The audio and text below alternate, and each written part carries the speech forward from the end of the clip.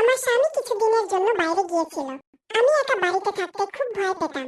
তাই আমি আমার 18 বছরের প্রতিবেশীকে রাতে আমার কাছে থাকার জন্য ডেকে এনেছিলাম। সেই রাত সে আমার সাথে থাক। রাতের বেলা যখন লাইট নিভে গেল, সে আমাকে তার কম্বলে টেনে নিল। যদিও সে 18 বছরের, তবুও সে আমাকে। সবাইকে স্বাগতম আজকের এই গল্পে। আমার নাম আসিমা এবং আমি বিবাহিত। যখনই আমি উঠোনে ঝাড়ু দিতাম বা দুধ আনতে যেতাম, 18 বছরের প্রতিবেশী আমাকে তার জানালা থেকে সবসময় ঘুরে দেখে। কিছুদিন আগে সে তার মায়ের সাথে এখানে থাকতে এসেছে। চোখের মিলনে এই সম্পর্ক কোথায় যাবে আমি ভাবতেও পারিনি। একদিন আমি প্রতিবেশীর সাথে আলাপ করলাম। সেই দিন আমি প্রথম আমার নতুন প্রতিবেশীকে দেখলাম। রোশন তার বাড়ির দরজা বন্ধ করে বাইরে এলো। তখন আমি তাকে বললাম, রোশনি, আমার কথা বলার খুব শখ ছিল। আমার স্বামী আমাকে বাইরে যেতে দিত না। সেই দিন আমার নতুন প্রতিবেশীকে দেখতে পেয়ে খুব ভালো লাগলো। আমি প্রথমেই তাকে নমস্কার জানালাম এবং নিজের নাম বললাম। নমস্কার, আমি আসিমা। আপনি কি এখানে নতুন এসেছেন? সে হ্যাঁ বলল। তারপর আমি তার নাম জিজ্ঞাসা করলাম। সেই নারী তার নাম প্রিয়াঙ্কা বলল। তারপর আমি সেই ছেলেটির সাথে কথা বলার জন্য হাত বাড়ালাম, কিন্তু সে হাত বাড়াতে রাজি ছিল না। সম্ভবত তার মা কাছেই ছিল, তাই তার মা বলল, বিভান, আন্টিকে হাই বলো। মায়ের কথায় সে হাত বাড়াল এবং তার নাম বলল, বিভান। আমি আরো কিছু কথা বলার প্রস্তুতি নিচ্ছিলাম, তখন প্রিয়াঙ্কা বলল, কখনো সময় পেলে কথা বল, এখন আমাকে বাইরে যেতে হবে। তারপর আমি বিদায় জানিয়ে বাড়ি ফিরে এলাম। পরের দিন সকালে আমি পোহা তৈরি করেছিলাম। আমি ইচ্ছে করে বেশি পোহা বানিয়েছিলাম। আমার স্বামী অফিসে যাওয়ার পর আমি এক টিফিনে পোহা ভরে প্রিয়াঙ্কা জির বাড়িতে গেলাম। আমি কথা বলতে খুব পছন্দ করতাম এবং কলোনির অন্যান্য মহিলারা চাকরি করত, ফলে তাদের সাথে কথা বলা সম্ভব হতো না। সারাদিন আমি বাড়িতে একা থাকতাম। কিন্তু এখন আমার নতুন প্রতিবেশী ছিল। হাতে পোহা নিয়ে প্রিয়াঙ্কা জির বাড়ির ঘন্টি বাজালাম। আমাকে দেখে কিছুটা অবাক হলেন। আমি বললাম, গুড মর্নিং প্রিয়াঙ্কা জি, আমি আপনার জন্য নাস্তা নিয়ে এসেছি। তিনি আমাকে বাড়িতে আমন্ত্রণ জানালেন। তার বাড়িতে ঢুকেই আমি জিজ্ঞাসা করলাম, বিভান কোথায়? তারপর বললাম, আপনার জন্য আমি পোহা এনেছি। আমার হাতে তৈরি পোহা একবার চেখে দেখুন, আপনাকে অবশ্যই ভালো লাগবে। আর বিভানকে খাওয়াবেন। বাচ্চাদের এই ধরনের চাটটি খেতে খুব ভালো লাগে। আমি বিভানকে ডাকতে শুরু করলাম, কিন্তু সে বাইরে এলো না। প্রিয়াঙ্কা জি তাকে ডাকল, তখন সে বাইরে এলো। আমি বাচ্চাদের খুব ভালোবাসতাম। বিভান তার মায়ের পাশে বসেছিল। প্রিয়াঙ্কা জি আমার সাথে কথা বলছিলেন, কিন্তু তাকে বেশি কথা বলার অভ্যাস ছিল না। আমি তাকে জিজ্ঞাসা করলাম, এটা কি আপনার ছেলে? আপনি এত কম বয়সী দেখাচ্ছেন, কিন্তু আপনার 18 বছরের ছেলে আছে। আমার প্রশ্ন শুনে প্রিয়াঙ্কা জি হেসে বলল, হ্যাঁ, আমি দেখতে যেমনই না কেন, সে আমারই ছেলে। প্রিয়াঙ্কা জি দেখতে সুন্দরী ছিলেন, কিন্তু তার জীবনযাপন অনেক উঁচু মানের ছিল। আমি বিভানকে জিজ্ঞাসা করলাম, তুমি কেন প্রতিদিন জানালা দিয়ে আমাকে দেখো? আমার প্রশ্ন শুনে প্রিয়াঙ্কা জি তাকে রাগে দেখ। সে বলল, আমি আপনাকে কেন দেখব? আমি পাখি ভালোবাসি, তাই আমি গাছে বসে থাকা তোতাকে দেখি। আমি বললাম, ঠিক আছে, এবং বাড়ি ফিরে এলাম। দুদিন পর আমি আমার ছাদে পানির ট্যাঙ্ক পরিষ্কার করছিলাম। ছাদ থেকে বিভানের ঘরের দিকে তাকালাম। আমি দেখলাম সে আমাকে ইশারা করছে। ইশারায় সে জিজ্ঞাসা করছিল, আপনার সাহায্য করতে পারি? ট্যাঙ্কটি ভারী হওয়ায় আমি তাকে ইশারা করলাম আসতে। সে হয়তো মায়ের অনুমতি নিতে চাইছিল, তাই আমি তার বাড়ির ঘন্টি বাজালাম। প্রিয়াঙ্কা জি দরজা খুললেন। আমি বললাম, আমি আমার ট্যাঙ্ক পরিষ্কার করতে চাই। বিভানের সাহায্য প্রয়োজন, তাকে কিছুক্ষণের জন্য পাঠাবেন। তার মুখ দেখে মনে হলো তিনি পাঠাতে চান না, তবুও আমার অনুরোধে বললেন, আপনি যান, আমি তাকে পাঠাচ্ছি। আমি ছাদে ফিরে এলাম এবং কিছুক্ষণ পরে বিভানও এলো। আমি বললাম, ট্যাঙ্ক পরিষ্কারে সাহায্য করো। আমি ট্যাঙ্কের দিকে ঘুরতেই বিভান আমার শাড়ির আঁচল টান। তারপর সে অদ্ভুত কিছু শায়রি বলতে লাগলো। আমি বুঝতে পারছিলাম না 18 বছরের ছেলেটি এভাবে কেন করছে। আমি বললাম, তুমি কি করছো? যদি কিছু বলতে চাও বলো, না হলে ট্যাঙ্ক পরিষ্কার করতে সাহায্য করো। আমি বললাম, কিন্তু সে শুনছিল না। রাগে আমি বললাম, আমি তোমাকে ট্যাঙ্ক পরিষ্কার করতে ডেকেছি, মজা দেখাতে নয়। সাহায্য করো, বাকি কথা বাদ দাও। বিভান বলল, মা বলেছে কাপড় ভেজাতে নেই, বাকি সব সাহায্য করব। সে খুব বুদ্ধিমান ছিল। আমি পানির পাইপ নিয়ে ট্যাঙ্ক থেকে পানি খালাস করার চেষ্টা করছিলাম। তখন বিভান পাইপ এনে ট্যাঙ্কে ঢুকিয়ে মুখ দিয়ে পানি টেনে নিন। এতে ট্যাঙ্কের পানি ধীরে ধীরে বের হতে লাগলো। আমি দেখছিলাম বিভান গম্ভীর মুখে দাঁড়িয়ে আছে, তাই আমি তার সাথে মজা করলাম এবং কিছু পানি তার উপর ছিটালাম। তখন সে আমাকে পুরো ভিজিয়ে দিল। তারপর সে আমাকে বিদ্রুপ করল এবং তাড়াতাড়ি মাফ চাইল। তখন আমি পুরো ভিজে গিয়েছিলাম। তার চোখ আমার ভেজা শরীরের উপর ঘুরছিল। আমি মুখ ফিরিয়ে দাঁড়ালাম। সে আবার আমার শাড়ির আঁচল টান। আমি তাকাতেই সে ইশারায় বলল, তুমি খুব সুন্দর দেখাচ্ছ। আমরা কয়েকদিন ধরে একে অপরকে চিনতাম, কিন্তু আজ সে আমাকে সুন্দর বলছিল। ট্যাঙ্ক পরিষ্কার করার পর আমি তাকে সাথে নিয়ে নিচে এলাম। আমি তাকে ভিজিয়ে দিয়েছিলাম। তার মা তাকে ভেজা কাপড়ে দেখলে আমাকে দোষ দিত, তাই আমি তার ভেজা চুল মুছাতে লাগলাম। সে সোফায় বসেছিল আর আমি তার চুল মুছছিলাম। হঠাৎ আমি তার হাতের স্পর্শ আমার নাভিতে অনুভব করলাম এবং তাড়াতাড়ি সরে গেলাম। আমি বললাম, বিভান, তুমি কি করছিলে? বিভান বলল, আমি আপনার হাত ধরতে চাচ্ছিলাম, কিন্তু ভুলে নাভিতে চলে গিয়েছে। সরি, ভুল হয়ে গেছে। আমি ভুল বুঝে তাকে ক্ষমা করে দিলাম। বিভান বলল, আপনি কত ভালো। যদি পুরো দিন আপনার সাথে কাটাতে পারতাম তাহলে কত মজা হতো। আমি তার কথাকে মজা মনে করলাম। স্বামীর আচরণ আমি বুঝতে পারছিলাম না। সেদিন রাতে আমি আমার স্বামী আদিত্যকে সাদাসিধে ভাবে বললাম, আদিত্য, তুমি তো কখনো আমার সাথে কথা বলো না। সারাদিন বাড়িতে একা থাকি, খুবই বিরক্ত লাগে। চল না, কয়েকদিনের জন্য কোথাও ঘুরতে যাই। আমার কথা শুনেই আদিত্য চেঁচিয়ে উঠল, তোমার তো বাড়িতে বসে থাকা ছাড়া আর কোনো কাজ নেই। সারাদিন বাড়িতে বসে খাওয়া দাওয়া করো আর বলো যে বিরক্ত লাগছে। কিন্তু আমার অনেক কাজ থাকে। তোমার সাথে কথা বলার বা তোমাকে কোথাও নিয়ে যাওয়ার কোনো সময় নেই আমার। তুমিই তো পুরোপুরি ফাঁকা। আশেপাশে সব মেয়েরা চাকরি করে, আর তুমি গ্রামের মেয়েদের মতো সারাদিন বাড়িতে বসে থাক। গ্রামের মেয়েরা তো কেবল কথা বলতেই জানে, আর কিছু না। না জানি আর কত কি বলে আদিত্য মুখ ঘুরিয়ে শুয়ে পড়ল।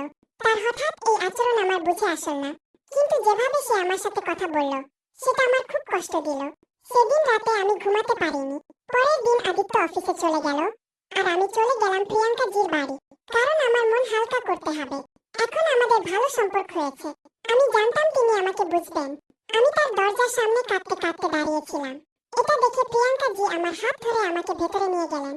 তারপর আমি তাকে জড়িয়ে ধরে কাঁদতে লাগলাম। আমি তাকে বললাম যে আমার স্বামী কিভাবে আমার মন আঘাত করে। তিনি বললেন, স্বামীরা এমনই হয়। স্বামী কখনো তার স্ত্রীর মূল্য বোঝে না। স্ত্রীকে শুধু তার জন্য সবকিছু ত্যাগ করতে হয়। আমি কাঁদছিলাম, তাই প্রিয়াঙ্কা জি আমাকে শান্ত করতে বিহানকে ডেকে পানি আনতে বললেন। পানি খেয়ে আমি কিছুটা শান্ত হলাম। তারপর আমি প্রিয়াঙ্কা জির কাছে তার স্বামীর কথা জানতে চাইলাম। তখন তিনি জানালেন যে কিছু বছর আগে তাদের বিবাহ বিচ্ছেদ হয়েছে। তার স্বামীও কিছু এভাবেই ছিল, কিন্তু আমি কারো কথা শোনার মতো ছিলাম না। তিনি আমার সাথে কথা বলছিলেন। তখনই তার ফোন বেজে উঠল আর তিনি ফোন নিয়ে তার শোবার ঘরে চলে গেলেন। তখন বিহান আমার সামনে দাঁড়িয়ে ছিল। সে আমার কাছে এসে বলল, হ্যালো বন্ধু। আমার বন্ধু আজ এত কাঁদছে কেন? আমার বন্ধুর চোখে অশ্রু ভালো লাগে না। এই বলে বিহান আমার অশ্রু মুছিয়ে দিল। সে আমার সাথে খুব বুদ্ধিমত্তার সাথে কথা বলছিল। সে তো ছোট, স্বামী স্ত্রীর কথাবার্তা সে কিভাবে বুঝবে? আমি তাকে বললাম, তোমাকে আমি আমাদের স্বামী স্ত্রীর ঝগড়ার কথা কি বলবো? তুমি তো খুব ছোট, তোমার এসব বোঝার ক্ষমতা নেই।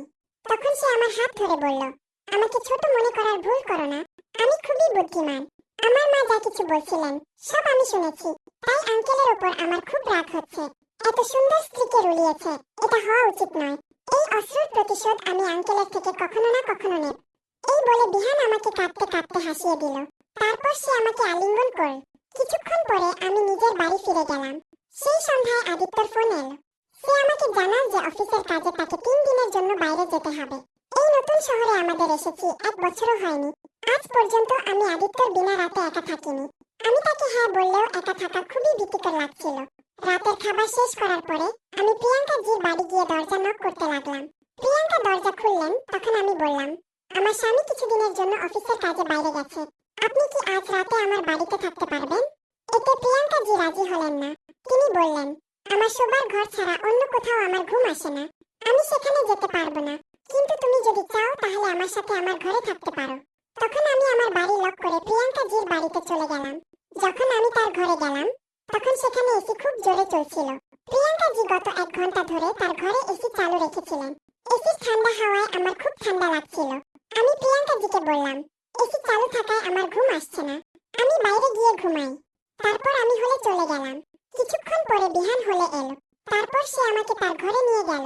আমি ভাবলাম যে সে হয়তো আমার সাথে কিছু বলতে চায়, তাই সে আমাকে তার ঘরে নিয়ে গেল। আমি তাকে জিজ্ঞাসা করলাম, তুমি আমাকে এখানে কেন নিয়ে এসেছো? এতে বিহান বলল, আমি আপনাকে এখানে ঘুমানোর জন্য নিয়ে এসেছি। বাইরের সোফায় আপনার ঘুম আসবে না। আমি আমার বন্ধুর কোনো ধরনের অসুবিধা সহ্য করতে পারবো না। এই বলে বিহান আমাকে তার ঘরে ঘুমানোর অনুরোধ করে। তারপর আমি তার পাশে তার বিছানায় শুয়ে পড়লাম। আমি শুয়ে পড়ার 10 মিনিটও হয়নি, বিহান তার চাদর আমার উপরে দিয়ে দিল। সে আমাকে তার চাদরে নিয়ে নিয়েছিল। তার এই আচরণ আমার একদম ভালো লাগছিল না। আমি সেই চাদর থেকে বের হওয়ার চেষ্টা করছিলাম, কিন্তু সে আমাকে বের হতে দিচ্ছিল না এবং আমাকে জোরে ধরে রেখেছিল। যখন আমি নিজেকে ছাড়ানোর চেষ্টা করছিলাম তখন সে আমার শাড়ি খুলে দিয়েছিল এবং চাদরের ভেতর থেকেই আমাকে বিরক্ত করতে শুরু করেছিল। আমি চাদর থেকে টেনে বের হওয়ার চেষ্টা করছিলাম। তখনই হঠাৎ প্রিয়াঙ্কা জি সেই ঘরে এসে গেলেন। তার কারণে আমার বিহানের কাছ থেকে রক্ষা পেলাম। আমি যে তাকে 18 বছরের ছেলে মনে করেছিলাম, তার এই রাক্ষসের মতো রূপ আমার সামনে এলো। তারপর প্রিয়াঙ্কা জি তাকে চড় মেরে বকুনি দিয়ে আমাকে সেই ঘর থেকে বের করে আনলেন। পরের দিন থেকে আমি কিভাবে ঠিক করেছিলাম যে আর কখনো প্রিয়াঙ্কা জির বাড়িতে যাব না, কারণ সেই 18 বছরের ছেলেটি আমার সাথে যা করার চেষ্টা করেছিল তাতে আমার মনে ভয় সৃষ্টি হয়েছিল। কাল যদি বিহান আমার সাথে কিছু করত, তাহলে আমি সবসময়ের জন্য শেষ হয়ে যেতাম। বিহান কেন আমার সাথে এমন করেছিল তা আমি আমার স্বামীকেও বলতে পারতাম না, কারণ আমি যদি তাকে কিছু বলতাম তাহলে সে আমাকেই দোষ দিত। আদিত্য সবসময় আমাকে বলতো যে আমাকে কারোর সাথে বেশি কথা বলার দরকার নেই, কিন্তু আমি কখনো তার কথা শুনিনি। কাল আমি তার কথার মানে ভালোভাবে বুঝতে পেরেছিলাম। সন্ধ্যায় আমি ছাদে শুকনো কাপড় নিতে গিয়েছিলাম। তখন ভুল করে আমার নজর বিহানের ঘরে পড়ল। আমি দেখলাম সে আমাকে দেখে কান ধরে ক্ষমা চাইছে। সে ইশারায় বলছিল, দয়া করে আজ অন্তত এখানে এসো। অনেকবার আমি তাকে উপেক্ষা করার চেষ্টা করেছিলাম, কিন্তু একবার ছাদ থেকে নামার সময় আমি তার দিকে তাকালাম। তখন তার চোখে জল ছিল। সে আমার জন্য কেন কাঁদছিল এটা আমার বুঝে আসছিল না। সে কি আমার প্রেমে পড়ে গেছে? আমার মনে অনেক প্রশ্ন ঘুরপাক খেতে লাগলো। বিহান হয়তো আমাকে কিছু বলতে চায় বা আমার প্রতি তার প্রেম জেগেছে, সেটা তার আচরণ থেকে বোঝা যাচ্ছিল। তার ভুল আচরণ আমি বুঝতে পারছিলাম। তার এই ভুলের কথা তার মাকে জানানো প্রয়োজন ছিল, যাতে তিনি সময়মতো তাকে বোর্ডিং স্কুলে রেখে তার ভুল অভ্যাস ঠিক করতে পারেন। সেই রাতে আমি আবার সাহস করে প্রিয়াঙ্কা জির বাড়িতে গেলাম। তারপর আমি তাকে বললাম, আমি একা থাকার অনেক চেষ্টা করেছি, কিন্তু রাতে একা থাকা আমার পক্ষে সম্ভব নয়। সেই রাতে প্রিয়াঙ্কা জির ঘরে আমি তার সাথে কথা বলছিলাম। আমাদের পরিচয় 20 দিন হয়ে গেছে এবং আজ প্রিয়াঙ্কা জি আমার স্বামীর সম্পর্কে জানতে চাইলেন। আপনার স্বামী কি কাজ করেন? তিনি আমাকে জিজ্ঞাসা করলেন। তখন আমি তাকে জানালাম, আমার স্বামী একজন অফিসার, আর আমি খুব বেশি পড়াশোনা জানি না, তাই আমি বড় অফিসারের পদবিগুলো জানতাম না। প্রিয়াঙ্কা জির সাথে কথা বলতে বলতে বেশ অনেকটা সময় পেরিয়ে গিয়েছিল। এমন সময় ঠান্ডা বাতাসে আমি কাঁপতে লাগলাম এবং বাথরুমে যাওয়ার প্রয়োজন হলো। প্রিয়াঙ্কা জি তখন তার ঘরের বাথরুমে ঢুকলেন, আর আমিও বাইরে বাথরুমে যেতে চাইলাম। আমি বাথরুমে ঢুকে দরজা বন্ধ করার সময় হঠাৎ বিমান ঢুকে পড়ল। সে এক হাতে আমার মুখ চেপে ধরল এবং অন্য হাতে দরজা লক করল। তার এই আচরণ দেখে আমি আতঙ্কিত হয়ে পড়লাম। বাথরুমে 18 বছরের সেই ছেলেটি আমার সাথে যা করলো তাতে আমি পুরোপুরি কেঁপে উঠেছিলাম। ভয়ে আমি কাঁপছিলাম। সেই দিন আমি তার উদ্দেশ্য বুঝতে পারলাম। আধা ঘন্টা পর প্রিয়াঙ্কা জি বাইরে থেকে দরজায় নক করছিলেন। ভয়ে বিমান দরজা খুলে দিল। প্রিয়াঙ্কা জি দরজা খুলেই আমাকে ভেতরে অপ্রত্যাশিত অবস্থায় দেখতে পেলেন। তিনি আমার হাত ধরে আমাকে বাইরে নিয়ে এলেন। যখন বাইরে নিয়ে এলেন, বিমান মাথা নিচু করে দাঁড়িয়েছিল। প্রিয়াঙ্কা জি তাকে চড় মারতে যাচ্ছিলেন, কিন্তু আমি তার হাত ধরে থামালাম। বিমান তখন আমার কাছে এসে কাঁদতে কাঁদতে বলল, আমি মাকে সব বলেছি, আমাকে ক্ষমা করুন। আমি তার কথায় চমকে গিয়েছিলাম। প্রথমে যখন সে আমার মুখ চেপে ধরল, আমি ভয়ে আচ্ছন্ন ছিলাম, কিন্তু পরে তার চোখে জল দেখে এবং তার কথায় আমি সত্যটা বুঝতে পারলাম। বিমান আমাকে বলেছিল প্রিয়াঙ্কা জি তাকে বন্দী করে রেখেছে। আমি তখন প্রিয়াঙ্কা জিকে জিজ্ঞেস করলাম, তুমি কে? বিমান তোমার কে? তুমি তার সাথে এমন কেন করছো? এমন সময় দরজায় পুলিশ এসে পৌঁছালো। পুলিশকে আমি বাথরুমে থাকাকালীন ফোন করেছিলাম। আমার স্বামী একজন পুলিশ কর্মকর্তা ছিলেন, কিন্তু আমি প্রিয়াঙ্কাকে শুধু অফিসার বলেই জানিয়েছিলাম। কেন জানি না, আমার মনে হলো না তাকে বলা দরকার যে আমার স্বামী পুলিশে কাজ করে। আমার স্বামী কিছুদিন ধরে সিভিল ড্রেসে অফিসে যাচ্ছিলেন, তাই প্রিয়াঙ্কা তাকে দেখে বোঝেনি যে তিনি পুলিশে আছেন। আমার স্বামী ও প্রিয়াঙ্কার কখনো সাক্ষাৎ হয়নি। সত্যটা এই ছিল যে প্রিয়াঙ্কা বিমানের অপহরণ করেছিল। বিমানের বাবা একজন ব্যবসায়ী ছিলেন এবং প্রিয়াঙ্কা তাদের বাড়িতে কাজ করতেন। বিমান ও তার পরিবার বিদেশে যাওয়ার আগের দিনই প্রিয়াঙ্কা তাকে অপহরণ করেছিল এবং তার বাবার কাছ থেকে 10 লক্ষ টাকা মুক্তিপণ দাবি করেছিল। সেই টাকা না পাওয়া পর্যন্ত সে বিমানকে নির্যাতন করছিল। পুলিশ তাকে গ্রেপ্তার করে। এরপর আমি বিমানকে জিজ্ঞেস করলাম, বিমান, আমাদের প্রথম সাক্ষাতে তুমি এসব কথা আমাকে বলতে পারতে, তুমি কেন কিছুই বলনি? তখন বিমান বলল, প্রিয়াঙ্কার আমার উপর কড়া নজর ছিল। সে আমার ঘরেও ক্যামেরা লাগিয়ে রেখেছিল। শুধু তাই নয়, সে সবসময় মোবাইলের রেকর্ডিং চালু করে আমার পকেটে রেখে দিত, যাতে আমি কার সাথে কি কথা বলি সেটা সে জানতে পারে। সে আমাকে বহুবার প্রাণে মারার চেষ্টা করেছে, তাই আমি সবসময় তার ভয়ে থাকতাম। যখন আমি আপনাকে দেখলাম, তখন আমাকে সাহায্যের একটা আশা জাগ। আমি ভেবেছিলাম আপনি আমার কিছুটা সাহায্য করতে পারবেন এবং আজ আপনার জন্যই আমার জীবন বাঁচে। আমার শাড়ির আঁচল টানার থেকে আমাকে তার কম্বলের মধ্যে টানার পর্যন্ত সব কথার কারণ আমি এখন বুঝতে পারছি না। প্রিয়াঙ্কার কড়া নজরের কারণে সে কিছুই বলতে পারছিল না। অবশেষে বাথরুমে সুযোগ পেয়ে সে আমাকে সব সত্যি কথা বলল। পরের দিন আমার স্বামী তার কাজ থেকে ফিরে এলো। এসেই আমাকে জড়িয়ে ধরে বলল, আসিমা, আমাকে ক্ষমা করে দাও। কিছুদিন আগে আমি তোমাকে বিনা কারণে কিছু বলেছিলাম, কিন্তু তুমি তো খুবই বুদ্ধিমতী। তোমার বুদ্ধিমত্তার আমি খেয়াল করিনি এবং আমি তোমাকে বিনা কারণে কিছু বলেছি। আমি গত কিছুদিন ধরে একটা কেসের কারণে খুবই চাপের মধ্যে ছিলাম এবং সেই কেস ছিল এক ব্যবসায়িক ছেলের অপহরণের কেস। গতকাল একজন অফিসারের স্ত্রী, মানে তুমি, সেই কেস সমাধান করেছো। আমাদের ডিপার্টমেন্টে কয়েকদিনের মধ্যে তোমার সম্মান করার সিদ্ধান্ত নিয়েছে। তোমার এই সহজ সরল স্বভাবের কারণে তুমি আজ একটা বাচ্চার জীবন বাঁচিয়েছো। স্বামীর মুখ থেকে নিজের প্রশংসা শুনে আমি খুব খুশি হলাম। কয়েকদিন পর আদিত্যর অফিসে আমাকে সম্মানিত করা হলো। বিবানকেও তার বাবার কাছে ফেরত পাঠানো হলো।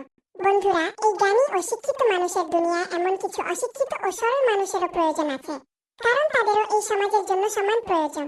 কখনো কখনো অশিক্ষিত মানুষের সরলতা শিক্ষিত মানুষের ভুলের বিরুদ্ধে কার্যকর হতে পারে, যেমন আজকের আমাদের গল্পের নায়িকা। তো বন্ধুরা, ভিডিওটা ভালো লেগে থাকলে চ্যানেলটি সাবস্ক্রাইব করতে ভুলবেন না।